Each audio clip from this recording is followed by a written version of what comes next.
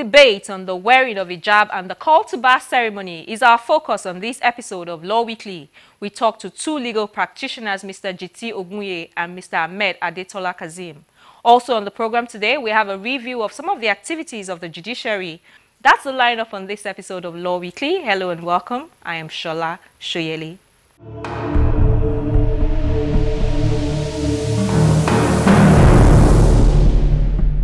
At the 2017 call to bar ceremony of the Nigerian Law School, which held in Abuja on December 12, a graduate of the school, Amasa Fidaus, a Muslim, refused to remove her hijab.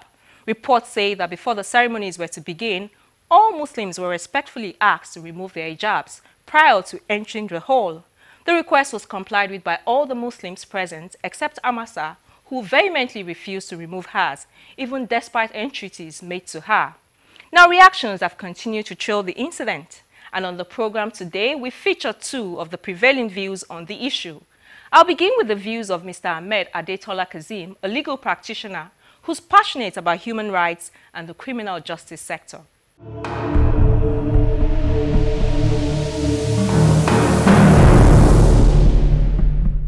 The whole debate on the hijab wearing and the call to bar ceremony, what are your general thoughts about it? My general thoughts are that it is needless if we're in a society where people are tolerant of one another's view.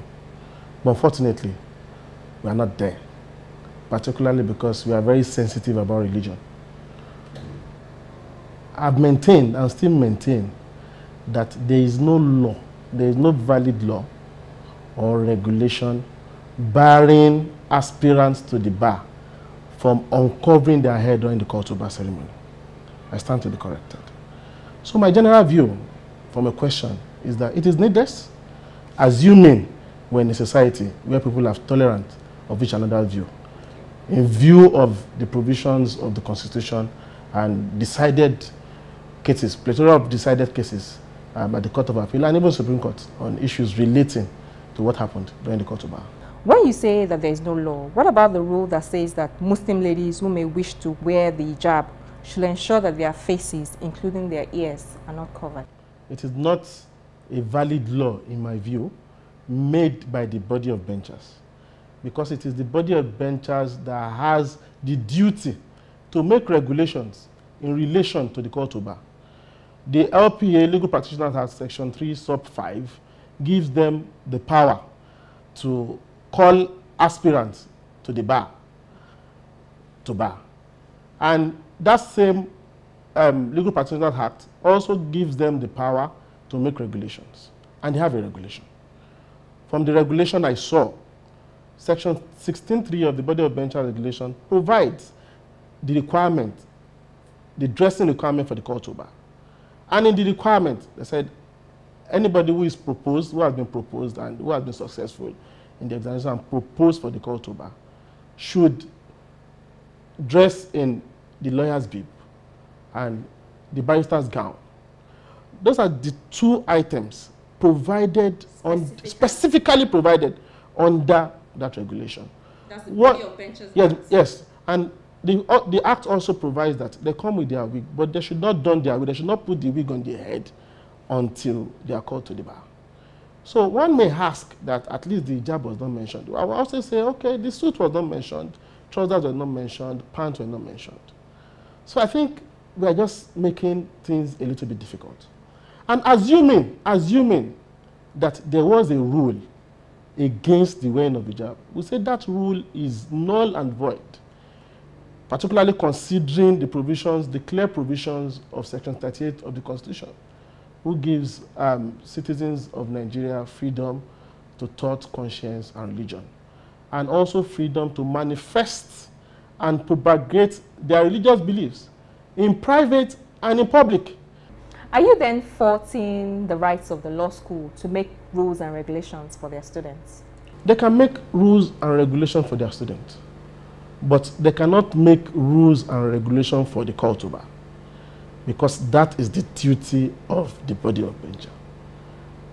Like I said, which was silent on yes, which was silent on all that. And what one may even ask, that even if this rule was there, what is the policy objective behind bearing your head and leaving it open for the court to buy? What is the policy objective? What purpose does it tend to serve?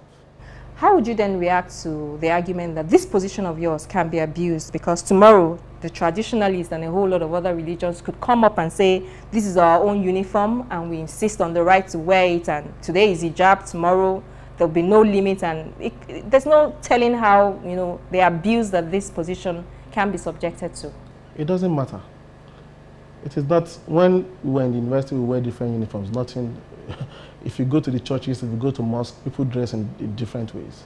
And if you go to ceremonies where you have Muslims and Christians, there's beauty in diversity. So I see no reason if people can actually defend their position. Ours is an obligation. It is not just a wish. It's not just a one-off thing or weekly thing. The Muslimah, the Muslim female dresses in the hijab all the time. When you meet them in the mosque, it's the same. When you meet them outside the mosque, it is the same. Wherever you meet them, is the same. So it's a constant thing. So it is not just a one-off thing. So if, for instance, the Hare Krishna come tomorrow, or Guru Maharaj said they need a touch of red on their clothes, yes. If they can defend it as something compulsory, you give them. So I don't see any reason why some society have already done away with the wig and gowns. What are we talking about? There are those who have issues with the way that our master went about this, insisting on her rights. She knew she was going to be prevented from wearing the hijab during the call to bar ceremony. If she passed the bar final examinations, she could have gone to court to seek an injunction, like some lawyers have said, an injunction or a declaration that the law school be prevented from, that the law school, or to restrain the law school from preventing her from being called to the bar. She could have taken that step, but she didn't. She instead decided to force the authorities. Do you think that that procedure was appropriate? There was nothing improper about what she did. Because, like I said, I maintain there is no valid law that says she can't use the hijab. But so, and she would. A better way that she could have. No. Well, it depends on how you see it. So there is nothing stopping her from taking the directive. Because I believe in the past there are people who have told me that they have gotten away with it, even though I maintain that there is no law against using the hijab. So I think it's the body of bench that should have bent backwards for her.